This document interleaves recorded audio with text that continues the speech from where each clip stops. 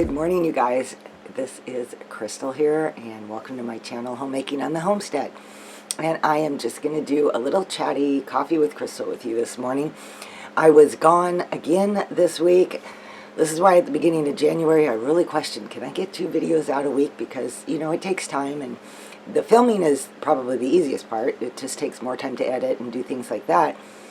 And then we keep going out of town and to take care of my mother-in-law, and we're doing that, it seems like, frequently lately. But here I am working to get it out because I really do want to do 2 videos a week. So I figure as long as I can do this, I'm going to just keep plugging away at it. Back there in my kitchen, in my little kitchen, I have dinner going, and again, using up things in my pantry, things in my refrigerator, my freezer, whatever. So let me show you what I got going on first there.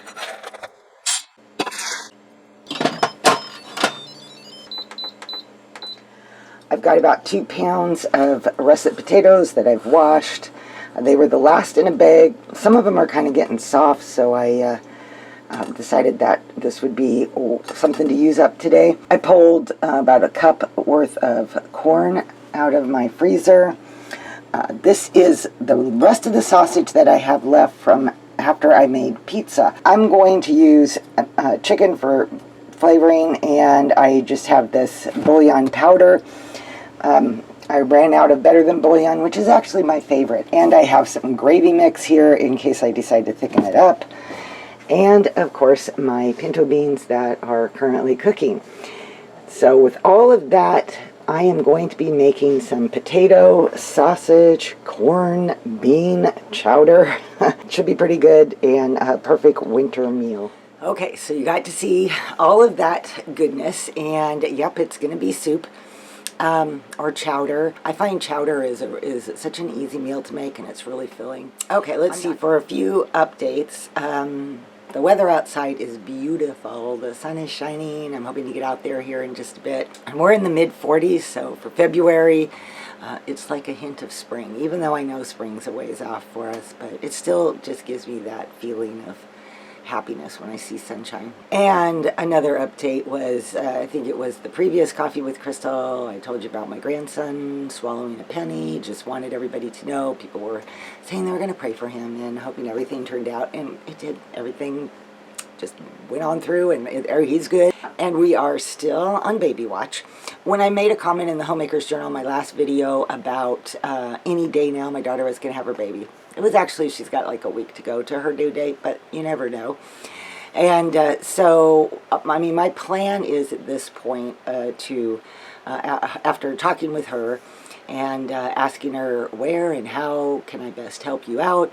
And she said if I could come after the baby. I am going down, I should say, to help her put meals together and get some food in her freezer and love on my new grandson for a little while before we come back home. I had a question for you guys. Maybe you can give me some of your ideas or thoughts. My daughter is, you know, when it comes to cooking meals for her family, it's pretty simplistic. The easiest meals for her to do are marinate some chicken, cook that up in one of several different ways. She usually uses boneless, skinless chicken, and she makes rice to go with that. They eat a lot of rice, and she usually makes a vegetable to go with that. What I told her that I thought my idea would be is when I come is that we can just put together, lay out some Ziploc bags, put the boneless, skinless chicken in each bag, pour the marinade over the top of it, zip them up, and put them back in the freezer.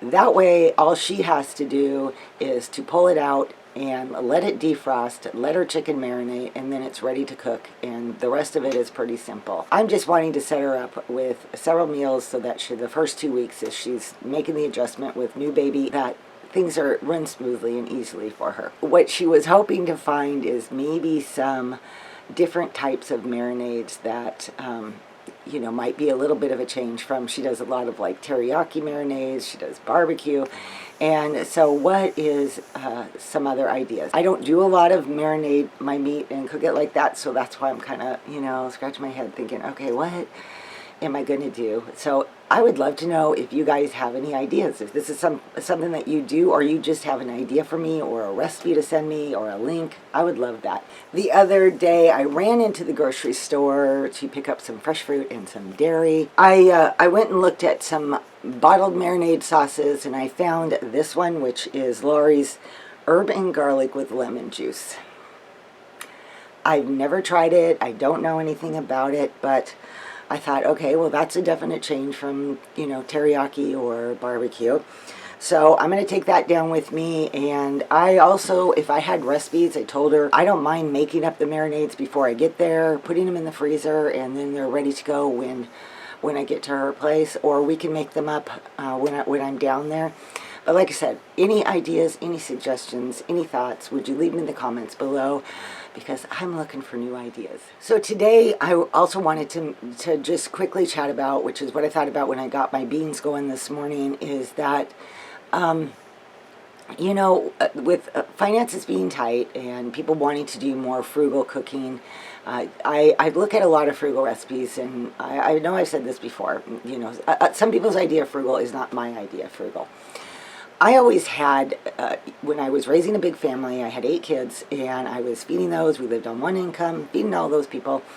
And I looked at things that were the best value for my money and the most nutritional value for my money. So we did eat a lot of things like whole grains, pasta, and anything like that.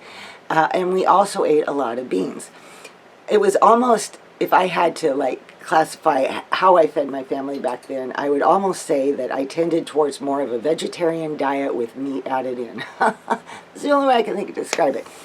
So I don't know but it worked. My kids were well fed, they were nice and healthy, and we saved money. Today I kind of had that same idea. I didn't really think I had a whole lot of that sausage for this potato chowder. It might have been enough, but I wanted to beef up at least the nutritional value of it and give us a little bit more protein in the meal.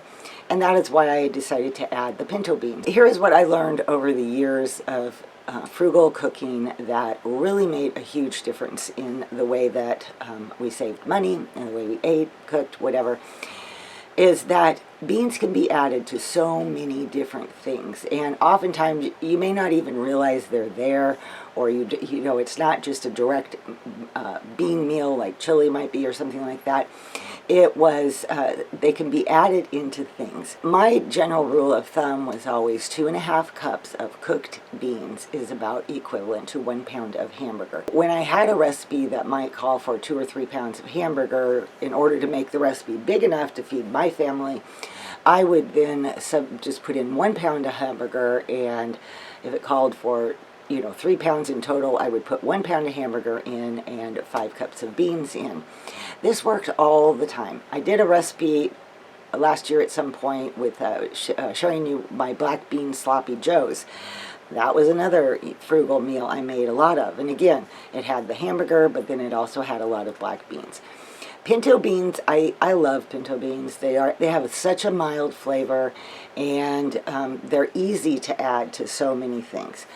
Some of the things that I've added beans to is like meatloaf. I put in my hamburger, and then I take a couple of cups, 2-3 cups of beans. I mash those up with a potato masher, and I mix that in with the hamburger and all the other ingredients that I would use to make meatloaf.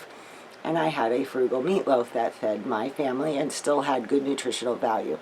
In fact, in some ways maybe better, because beans are high in fiber and they have a lot of vitamins and things that you don't get in meat. So the combination gave us a good, powerful, delicious meal. And I was always searching for ways to flavor up my beans so that they had not just, we could move beyond chili.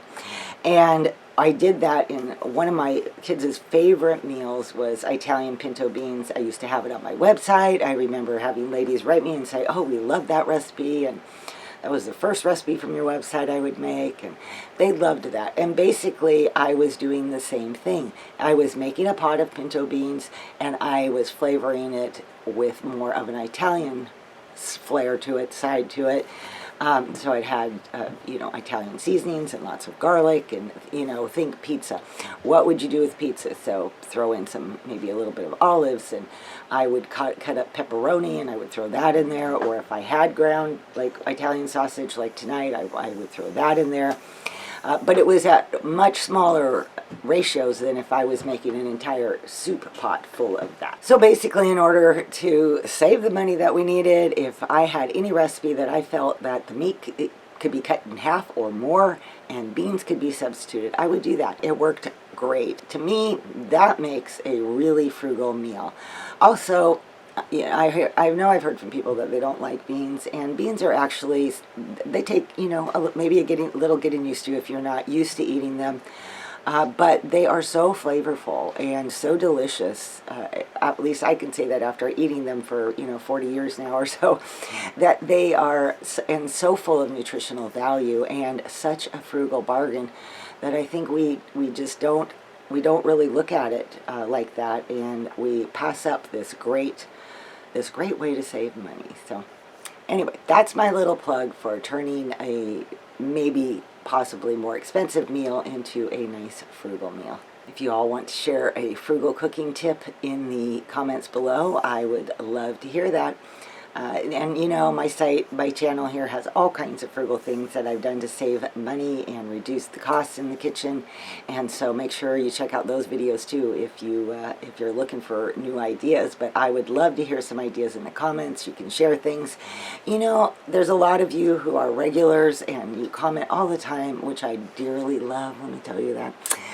And if you repeat something that you've already told me, it is okay, because as my subscription grows, as I get new people coming onto my channel and they can read through the comments and see all the great ideas that you guys share, that's fine with me, you know, share away. And like I've said in past videos, I'd like my channel to be a community of homemakers sharing ideas, giving frugal advice, homemaking advice, whatever it is that you do. Y'all are a wealth of information, you know. And so I think we need to share that for other homemakers. I think it encourages homemaking too, and that's important, to encourage homemakers. So all right, you guys, I'm gonna go make some soup. I'm gonna go outside and enjoy some sunshine, maybe go take a walk, and yeah, get the rest of my day going. And thank you for being here. Don't forget to give this video a like, and if you haven't subscribed to my channel yet, would you consider subscribing? I am so close. I'm getting to be that close to 6,000 subscribers, and you guys are just awesome. You are amazing people, and I love you all so much and appreciate you. All right, I will see you all in my next video. Bye-bye.